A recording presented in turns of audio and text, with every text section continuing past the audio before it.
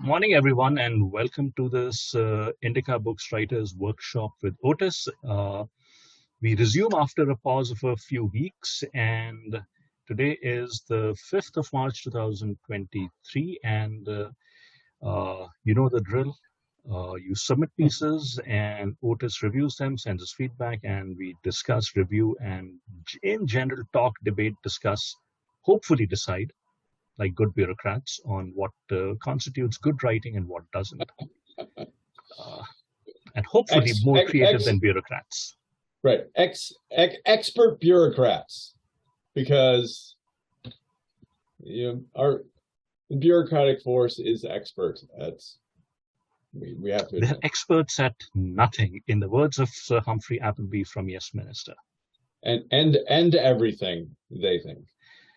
And everything. Actually, you have no. I was going to say something, but then I realized I might be held in contempt of court in India, so I'm going to hold my tongue. Yes, we have we have justices with extremely fragile egos, so I'll not go there. So okay, before I put any more feet in my mouth, I'm going to turn this over to you. Yeah, good idea. Well, thank you, and thank you for your understanding last week as well. It seems like all the ducks are in a row, and there might even be a win for yours truly as we move ahead. So, and for others with whom I ally, let's say, and also thankfully I did not have to go to the very, very, very worst place that I could go. I mean, I'm just so hoping that everything turns out okay and I don't still have to go there. So, but I think it looks good. It looks good. So good. And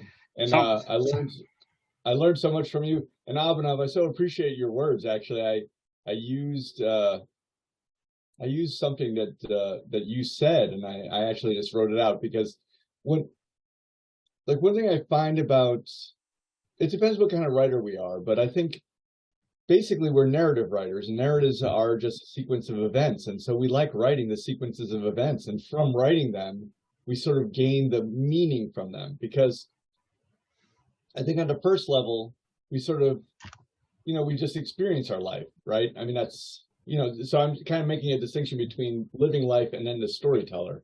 But the person who's living their life, they're just experiencing a sequence of events, and it's kind of bewildering, and it goes by very quickly.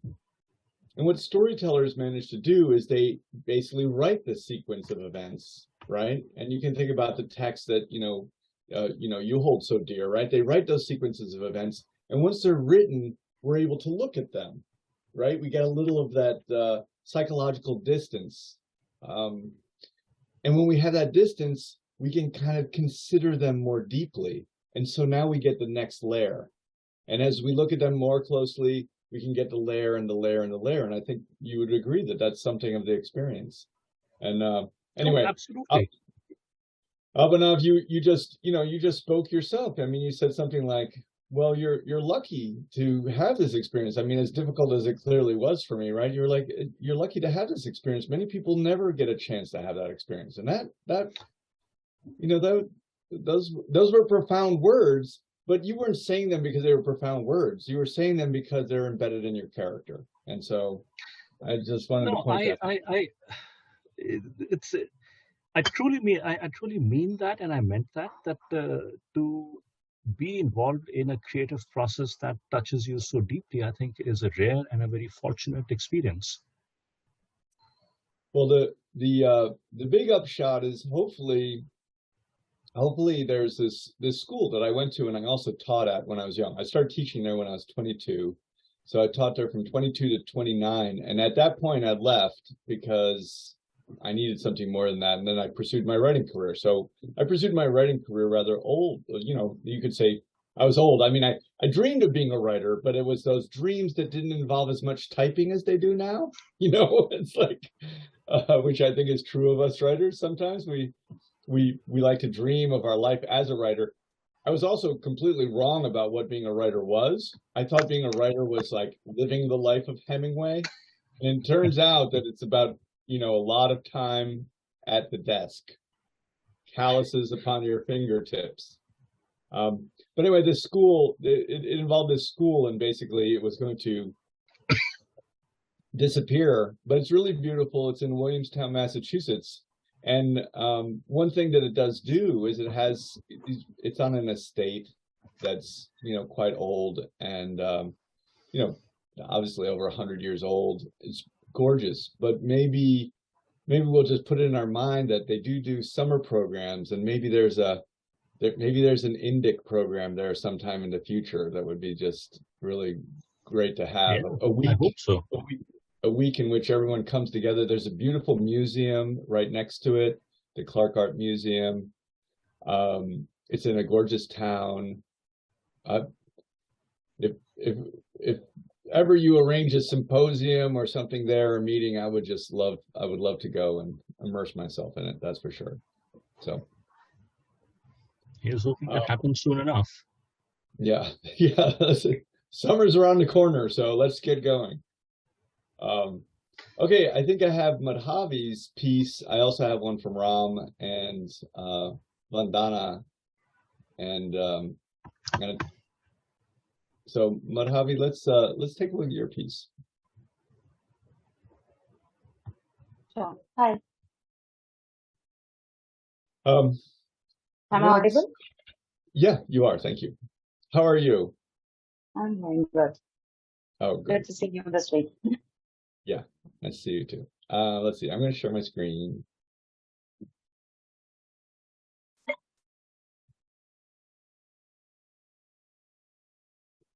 Okay, so the pieces this week actually had something.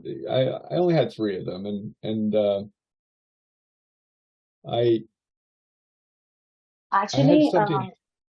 this piece was written as a response to a writing prompt. On a group, we were given a situation that the sage Narad has come to Parvati's house on Mount Kailash. He is looking for Mahadev, who is in Samadhi. He's meditating, he cannot come. So there's a dialogue that takes place between the two of them, and he has some urgent situation, and he wants Mahadev to resolve it. So how we to take forward the scene? Okay, so are you saying that this was written as a prompt?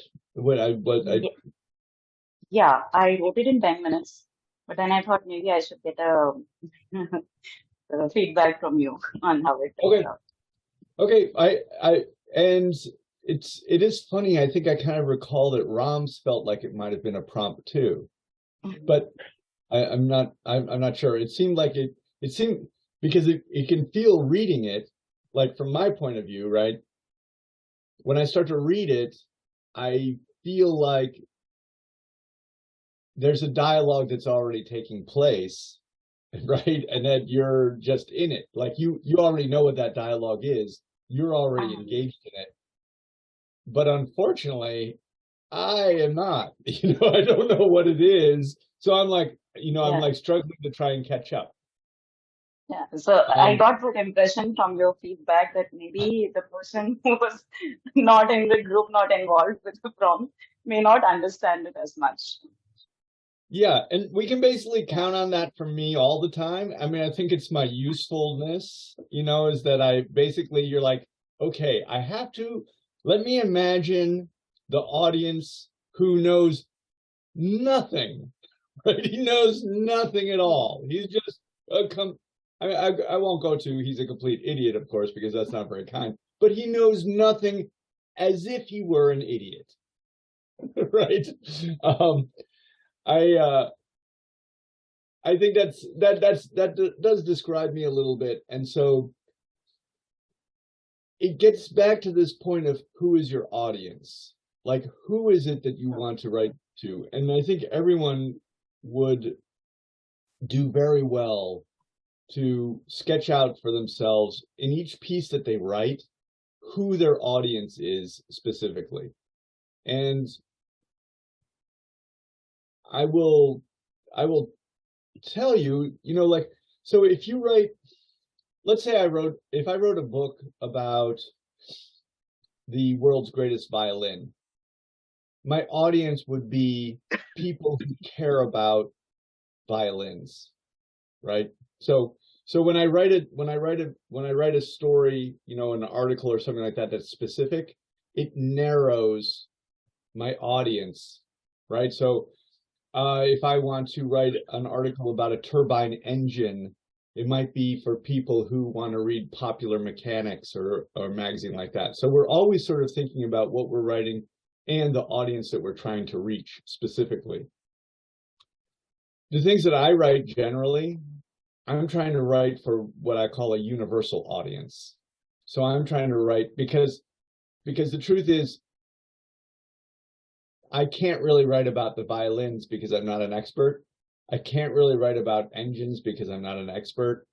I don't have the bona fides to do it. No one's going to publish my insights about things I don't know about. So I have to try and reach an audience as wide as possible. So like this piece is a good example of, you got a prompt from a group and therefore you wrote a piece basically for that group. So let's say your group is 20 people, even 100 people, even 1,000 people, right? It's still a very small audience because it's not, let's say there are 1,000 people, there's still only a couple people in that 1,000 who are going to read it, right? Just like, I write something that I really want to reach everyone, a universal audience, but most people don't even read in the language that I'm writing in. So they're all cut out immediately. I'm still writing for them. And if it were to be translated into their language, I hope that they would enjoy it, right? And they might pick it up. But when I write for a universal audience. Everyone who doesn't read English is going to be cut out. And then of the people who are reading English, the people who are going to read other things other than my work are cut out, right? I'm in competition with everyone else. So I want to have, for me, I want to have the broadest group possible because I'm going to shoot for everyone on Earth, and I'm going to hope to get, more than just my mom, right? more than just the people that I can say, Mom, please read my work. No one is reading it. So that's from my mom. She does watch these things, so a little shout out to my mom. So that's a long speech. So the next question, and it's true of the other two pieces that we had this week. How do you get everybody? What are the things that we use to get everyone to read our piece? This is the big question for us. Ashvani, you want to weigh in? What do you think?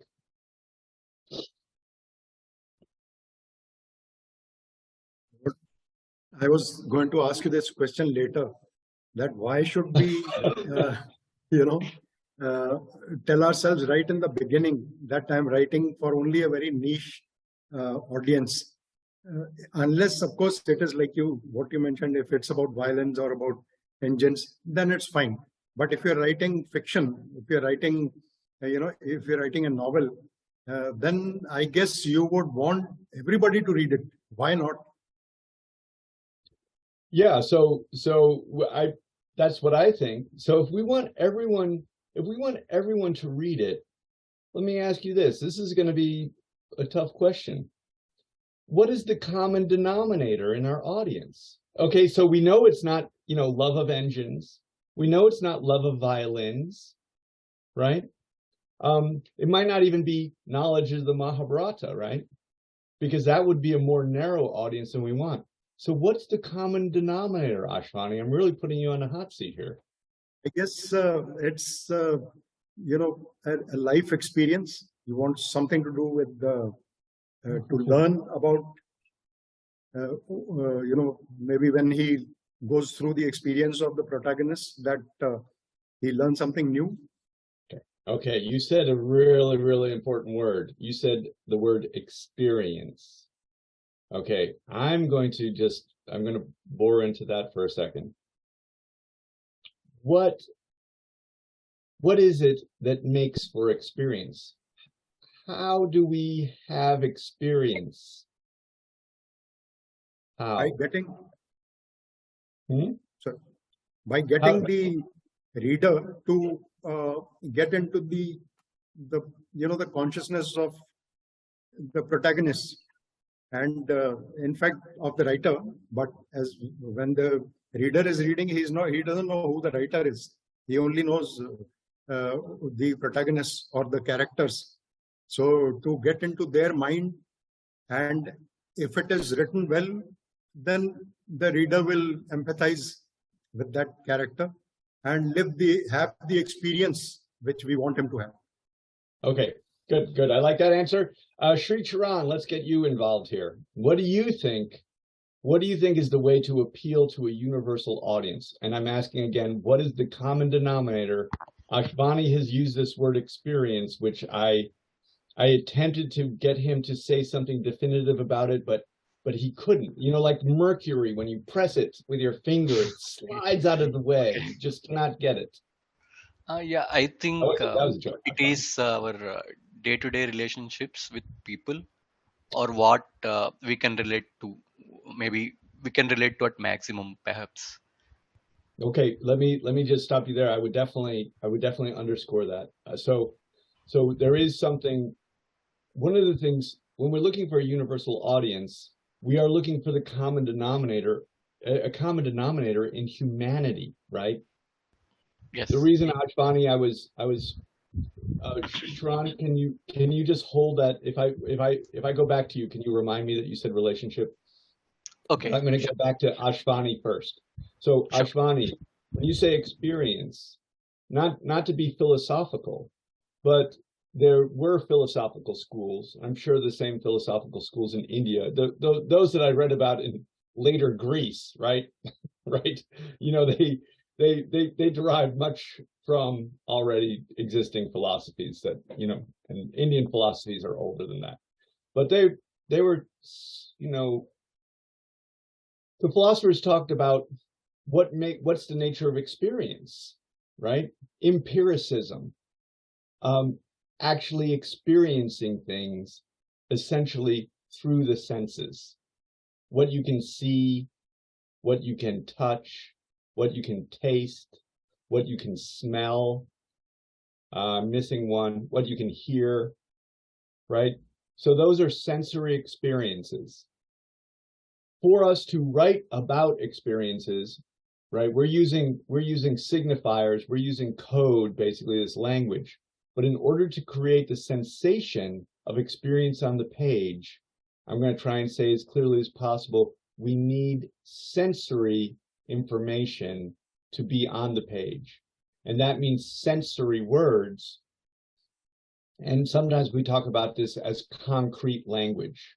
So that means, you know, if you're standing on the mountain, you might say, I shivered as I looked off towards the peak of, give me a mountain in the Himalayas. You know, I looked off at the crag of da da da da da that stretched out foreboding, gray, and ominous through the clouds, right?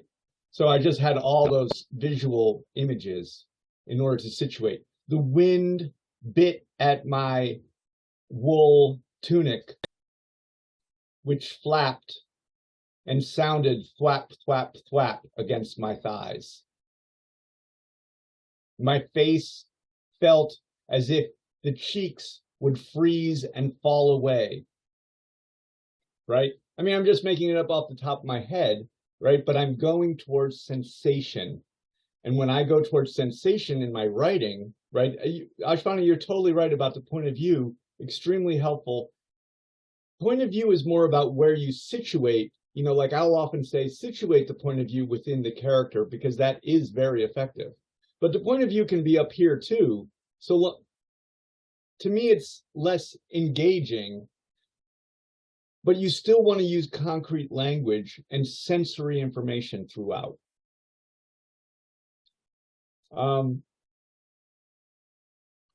When we use sensory information and sensory words, then the reader, they read those words and they imagine basically those words. When they imagine those words, then they imagine the experience. And I will just say, it's not that you have to overdo it. Ashvani, you actually do this very, very well, often in your pieces. I mean, I can still remember some of the images that you've written. For whatever reason, I can't remember people's names. Someone asked me if I knew about another person that I'd never met before, and I was like, how would I know them? You know, I've never met them. I've never thought of them. If anyone said anything to me about them, I've forgotten it, because why would I keep that in my brain? But I seem to never forget something that happens as a narrative experience. And I remember you wrote a story in which there's a kid, he's in a classroom, and I'm pretty sure he sits like in the middle, and it's like there's a fan in behind and a fan up front, but he's in the worst possible spot where he doesn't get any of the things from either fan. He says, like, if there was a spot in the middle that could be the worst possible place, that's exactly where he was. I love that. I mean, I hope I have that right, or at least close. And I still remember, you know, how you painted that scene in that classroom. You know, that's because I imagined it for myself. And when I imagined it for myself, it was as if I saw it. And if I see things that are, you know, of potent quality, I never forget them. They become what we call salient memories. It's in fact happened to me. I read Nathaniel West. And in Nathaniel West, it wasn't Day of the Locust, I don't think. It was something else. But he wrote about this, a cockfight, if you know what a cockfight is, right? A cockfight, the cocks are superfluous animals. There's so many of them, so you put them in to kill each other while you take the eggs from the chickens. So he wrote about that. I read about it. Years later, I was in, it's embarrassing. I was in a writer's workshop, and someone had written about a cockfight. And I started correcting them because I was basically thinking that I had been to a cockfight, and I was telling them what happened in a cockfight. But I'd never, ever in my life been to a cockfight. I'd only read about it. That tells you something about how you can create an experience in the mind of the reader by using sensory information. Our experiences are through the senses. That's the common denominator of all human beings. We have senses and we experience the world through them. When we write, if we write with the language that expresses that sensory information, then the reader feels as if they have the experience. That's number one.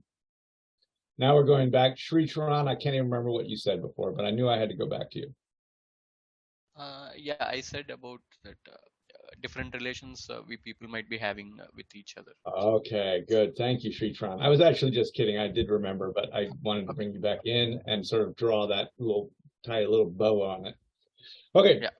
So we know that the human animal, the human being experiences everything through their senses, including, right, touch. That's like pain. When I get cut, it hurts. When the wind blows through me and freezes my cheeks, it hurts. Even better, when it freezes, it doesn't hurt, right? But Ashvani, you know this, but when you go inside and it starts to warm up, it hurts, right? Right? So like, and those things are universal, right?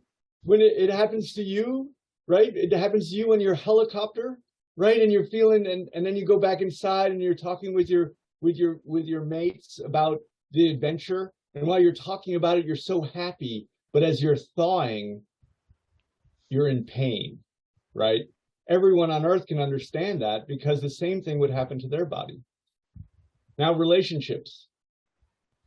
This is another universal thing. And interestingly, I mean, my mom was a scientist and my dad was a scientist. They were both scientists. So I have a little bit of this scientific, brain. I had to turn away from science because they were so good at it. So I was like, please get me to English. But every animal has relationships, right? It's not just human beings, it's animals. All animals have relationships. We have relationships with things that we fear, right? And we have relationships with other animals that we don't fear. Human beings have relationships with other human beings who they fear and other animals that they fear. They have relationships with people that they don't fear. We have this thing called kinship bonds. I think a lot about kinship bonds. We have them with our family, but they also can be broken. We form kinship bonds with friends. We form them with lovers who become husbands and wives or girlfriends and boyfriends. They also can become severed. So we bond with others, and we also have severance with other people. When we're bonded, sometimes when we're bonded, we feel safe. But sometimes when we feel bonded, we feel smothered, right? When we feel smothered, we might want to separate. And when we're separated, we feel safe. But also when we're separate, we feel vulnerable to predation from a tiger, right? So these are also universal human, deeply human feelings. So Sri Charan, I think, is right. You know, we can think about it as, and I had a professor that said he had a list of things to do and don't do. And he was the professor I've told you about before. He said, I would have rather cut off both my hands at the wrist than write this paragraph. Just one of the best things I've ever heard said. And thank God it wasn't about my work, I think. But his number one thing was write about relationships. And I would add, write about relationships and figure out what matters in that relationship, right? Figure out the emotion that matters. The emotions that matter in relationships are, do I want to bond and feel safe, right? Am I bonding and feeling smothered? Do I want to separate and feel safe? Or in separation, do I feel as if that I'm in danger, right? They're basically our relationships express existential issues, I think. It's just me, but that's what I think. And when we can see the depth that we have in relationships, the emotional depth in relationships, we are getting closer to writing reality. And I'm gonna add on top of that, because what we often do in our life, we learn. Everyone tells us basically to remove ourselves from emotion, to not consider it, to deal in things that we call logical thinking, logical decision making, et cetera, et cetera. But there's this other emotional level that exists and is, I would argue, more essentially important to us than these surface issues of logic, decision making, my bank account with this percentage rate of interest, et cetera, et cetera. This other level below is more important. We as writers take readers who are up on this superficial level and we draw them down into this emotional level. That's a big speech, but I think that's getting someplace. So Madhavi, let's return to your work. Thank you, Sri Charan. Thank you, Ashwani, for jumping in. Pranshu, what do you think? Where do you weigh in? Pranshu, have you turned on? Have you gone to do other things? Are you like, oh my goodness, he's just talking? Let me. No. I just have food poisoning from last night. Oh, I'm so sorry. Yeah, sorry. No, I totally agree. Like, the way you described that, the sensory things, one of the, I won't remember the book, but I do remember this book, which was it was like a sort of adventure, but sort of became a horror in which eventually the object, they're trying to rescue a child taken by some Tibetan, cult and everything. And so what stands out is towards the end, by accident, they touch the back of the child, and because the scorpions had laid eggs in it, so that caused the poison to enter. Oh, I mean, I cannot see. I don't remember the book. I don't remember but I remember that sensory, that whole sequence of that. Yeah, it's great. That this is something else that we do as writers. I mean, we're talking about more sophisticated things now, but we can be outside and we can pan in. So that's an example of like panning into a detail. I use that all the time. It's like a camera angle that you have a wide range, and then you go down, and you've probably seen this movie. You're describing it right there. You're like this, and then you go down and you're on one person, and then there's a bee, and that bee's on an arm, and it stings someone, and they throw their cup in the air. The cup, falls into the face of a horse. The horse rears up, right, and gallops through. You have these sequence of events that are taking place from the minute. But Bradshaw, I love that. The whole story basically in a minute, just that one small thing. Yeah. Yeah. So use sensory information, write about relationships. If you watch movies, look at, so writers, this stuff is not new. This stuff is thousands of years old. I mean, you witness this all the time.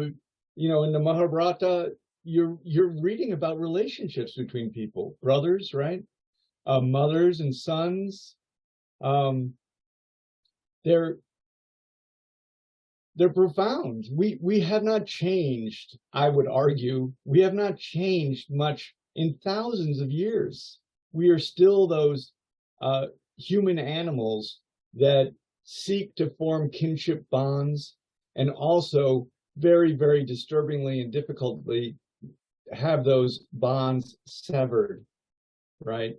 Sometimes when those bonds are severed, we hold someone else responsible and we wish for revenge, right?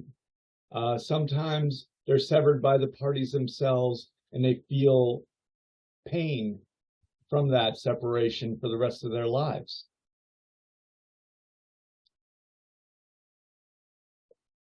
It's the stuff we all care about.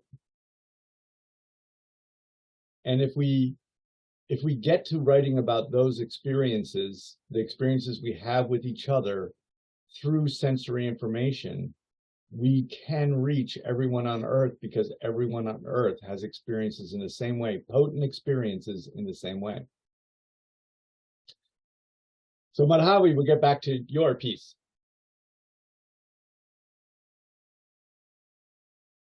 So the thing, if we look at this piece and we want to bring it to a universal audience, we basically need to find and add these things. We want that sensory information. And so we need the sensory language to be in there so that the reader can imagine being in the place, usually in a point of view, I would strongly suggest. But the other thing is a little bit, Abhinav, what we started with, when I was talking about, what you said the other day, and how the first thing I did actually after we talked was I wrote it down. And when I wrote it down, I was able to see something further, right?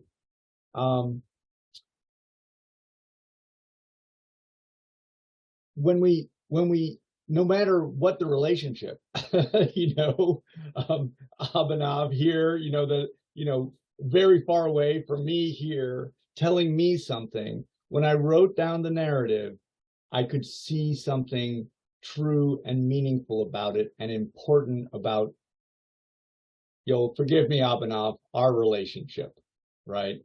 Abhinav gave me sage advice, but not because he wanted to give me sage advice, but because he lives, it, right? And on my side, it was meaningful, not because of what he said, but because he said it to me. right? So it's an everyday occurrence, maybe, right? I mean, not a big deal, but that's not what we do as writers. As writers, when we delve into these relationships, we figure out why it's a big deal, right? And that's why, instead of, we have encounters with people hundreds of times a day, but we writers find the story in it. We find that meaning, we find its importance, and we amplify it. For our reader is living in the everyday. They're having the same experiences that we are, but they're not feeling the meaning of those experiences. So we write them in order to emphasize this emotional world that is truer than the rate of return that we're getting on our interest-bearing account, right? That's more important to us than that. And that is our job. Madhavi, there is a relationship here. So there's sensory detail in the world around them that we don't get. And there's also a relationship here between these characters that we're not getting. That's the thing to draw out, right? And we don't draw it out by telling it. We draw it out by showing it, by showing the pain of separation, by showing the need to form bonds, by showing the need to, right, reestablish bonds that have been broken, the things that characters want, the things that they want that are so much more important than the material things that we're living with all the time. So, Otis, I have a question here. In the first paragraph that you have there on the page, where you've marked that comment that says sensory details, and the sentences he was standing on Mount Kailash. Now, my question is that let's take the example where the audience is an Indian audience and they are familiar with the with the people mentioned in this piece. For them, when you say Mount Kailash, it evokes a certain imagery on its own. So adding details may seem superfluous. For instance, if it says that it was cold, it was icy, it was covered in snow, and all, it may seem superfluous. On the other hand, I think I also see your point that if someone who's not familiar with that were to read it, then it is somewhat of a disembodied experience reading it, as where is Mount Kailash, what is one supposed to feel, and all. How do you balance that? I'm going to answer. Okay, so I think I'm going to answer. Okay, to rack my brain. So, I mean, the simple answer is like, I could write, I walked down the street and I saw John. Right? So if you know John, you know who I'm talking about, you know what he looks like. But if you don't know John, you have no idea. That's already what you're saying. But I would argue it's a little bit deeper than that. On the page is not an experience. Madhavi, not to pick on you, but Abhinav is putting you on this hot seat. So Mount Kailash, right? Madhavi hasn't written the experience of being on the mountain. She's just written the name of the mountain, right? It's different. The experience of being on the mountain, the thing that's universal for all of us, the experience of sensation in the environment, is not on the page. Every place I walk, we don't notice it, but every place I walk, I'm experiencing my environment. And so I'm having sensory perceptions. I'm looking at things, I'm hearing things, I'm smelling things, maybe I'm tasting things if I am, I'm touching things if I am. I'm feeling if I get cut, if I'm going through thorns, all of that. Those are all experiences, sensory experiences. Just saying that he was standing on Mount Kailash seems like an unreality, because it's actually a statement that's being made without any of the experiences of standing on the mountain, right? Like if you were standing on the mountain, Abhinav, you wouldn't just be like, I'm standing on the mountain. You'd be experiencing standing on the mountain. You'd be up above, you'd be looking down at clouds, you'd be feeling the biting wind through your body. Your ears that were exposed underneath your cap would start to freeze and become numb, and you might pull your cap down over your ears. The wind coming from the north would force you to look to the south, where you would see in the far distance a shimmering sea. You know, like whatever, right? You know, you'd be having this experience. If you were standing on that mountain, you would be having the experience of standing on a, excuse my language, but you'd be standing on a freaking mountain, right? I mean, how many of us have stood on this mountain? Or any mountain. I mean, I've stood on a mountain and I'm telling you, it's an experience. That's what I mean. Yeah, that's an interesting point. Yeah, So, Madhuri, I don't know if you have any thoughts about that. No, I'm totally getting what he's saying. Actually, when it comes to Mahadev, Kailash, and his seat, we generally take it as granted that everybody knows about it. But maybe I could have added Narad's point of view, and like Otis mentioned, like how he was feeling that. Maybe that's why humans don't come here, because as far as we know, there are only 2 or 3 people who have scaled the mountain, and they refuse to talk about it. So, because Mount Everest, it is difficult to climb, and much more in height compared to Kailash. But still, people to date haven't been able to go to the summit of Mount Kailash. So one thing that when it comes to Kailash, there are some things that the Indian readers would take into account. So that's where probably I felt it. Right. So I definitely feel, so if I were writing a story about Everest, right?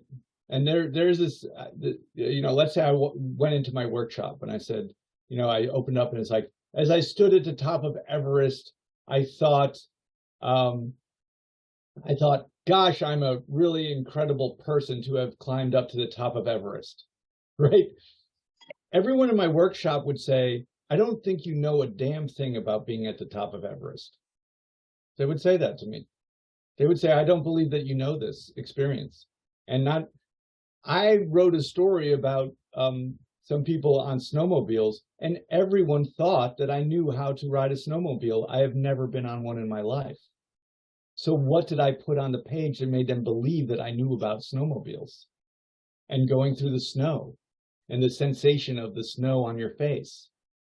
I'm writing those sensations, and so they believe the story because the sensations seem true. This is a little bit of my thing, actually, Madhavi. So like if I have a writer's thing, it's this, that I try to know the experience absolutely that I'm writing for my characters. So in that regard, right, so I wrote this military piece, and in that piece, my character has to carry a rather heavy rifle. So I've not been in the military, and I don't know what it's like to carry a heavy rifle day after day. So I got myself a pipe.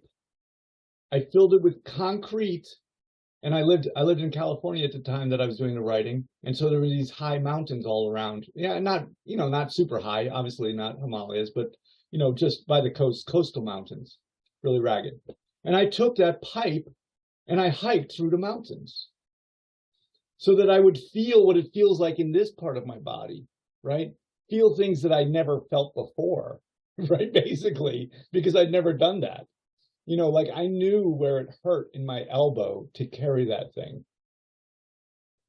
Then I could put that detail in, and then someone reads it and they're like, wow, they know what they're writing. Well, they don't think that. They just think that they're reading the real experience because they know.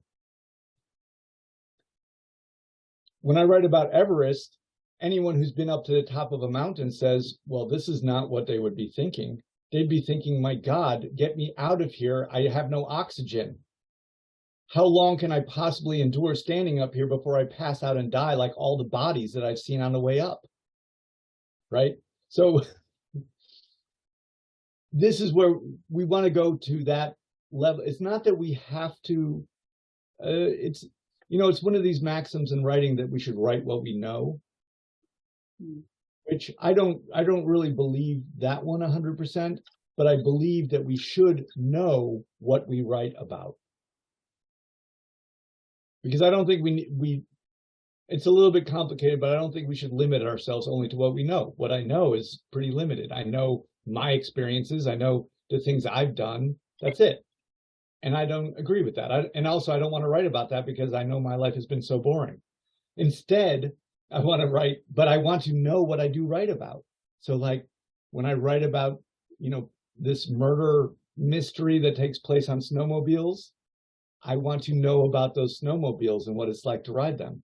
Some of that comes from reading, and some of it comes from imagining, and some of it comes from taking my experiences and adding them to those experiences. So Abhinav, I don't know if that answers your question a little bit, but that's sort of where we're going. Yes, it does partly. And I think what I'm taking away from that is that even if a whole lot of, and again, I think it depends on the length of the piece that one is writing, but I would say that anywhere from a couple of lines to maybe even a paragraph would be in order depending on the length of the piece. And I think the intent should be to at least give a glimpse or a hint to the reader of the physical surroundings where a particular scene is taking place, so that they can be in the scene rather than be an observer, right? And yeah, and sometimes, so people do different levels. Like, Ashvani, in your work, you end up being very detailed about your scene settings, and you often have a lot of, really great details.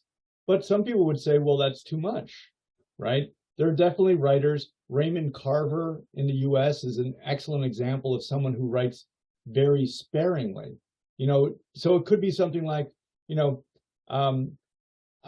phone rang and I stepped away from my sink and picked up, or let's see, what do I want?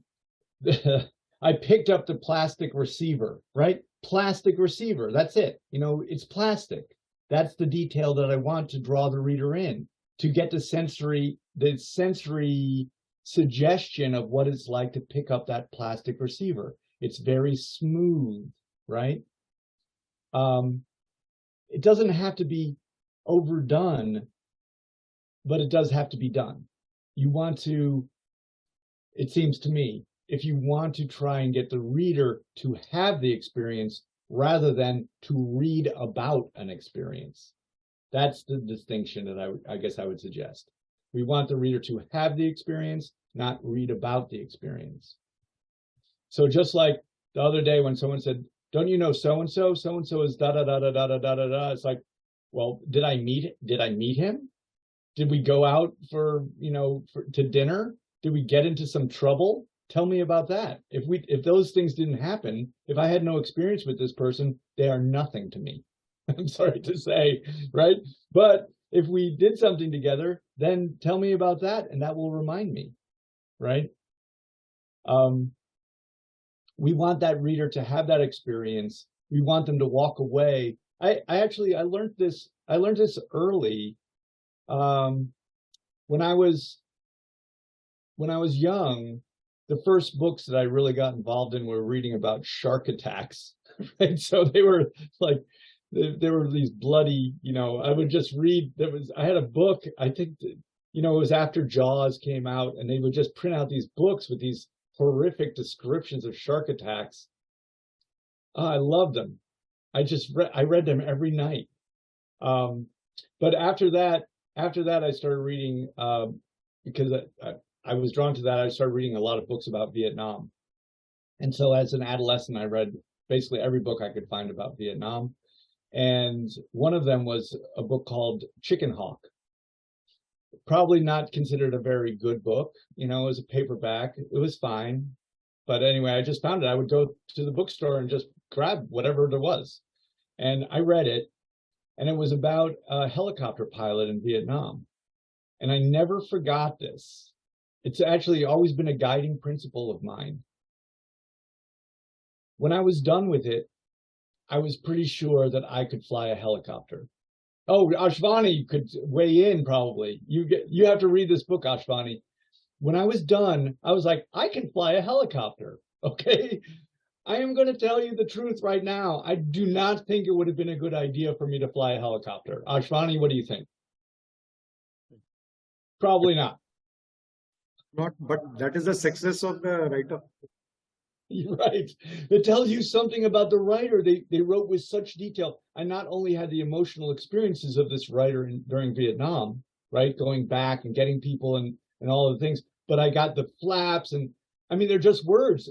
Even if you put me into a helicopter cockpit, I would be like, what is this? I would have no idea. I'd only read words about it, right? But I really took that away. I used that when I wrote that piece about the snowmobiles, which was an early piece of mine when I started writing, which I published. And I used it when I wrote the piece about the Iraqi sniper, and which got me into Stanford. I'm just saying that I found success just with this knowledge. Try and make the person believe that they're actually experiencing this event. I took it away and understood that that was the case with the cockfight that Nathaniel West wrote. I absorbed that into my experience. That in itself is a worthy aspiration, because that's the aspiration of have your reader walk a mile in your protagonist's shoes, right? Let them have the thing that they can never have, which is the experience of being another person and experiencing life in another person. It's a remarkable thing to be able to do. I mean, it's incredible. It builds empathy. I mean, it does a lot of good things for us, but it also it draws your reader from their world and puts them into a completely different world that has all the same parameters, right? All those same human experiences. I don't know. I'm kind of wandering a little bit, but I think you understand what I'm saying. And that I can't wait for Ashvani to write. Well, Ashvani's going to take us all up in a helicopter someday, I know, and we're going to thread the needle through the Himalayas. And that's going to be an amazing time. Kailash. What's that? Mount Kailash. Oh yeah, that would be great. Yeah, we can. Let's go there. That would be really great. Okay, I think since that's us for today. That discussion does hold true for the other two pieces that I read, and I think sets the bar maybe for our aspiration, maybe for our next pieces.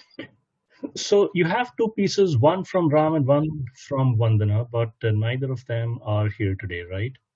Right. Okay. Yeah. So Ram said he was out and he got back just like a short while back, and Vandana said she wouldn't be able to make it. So we will do these two pieces next week, and so folks, thank you all.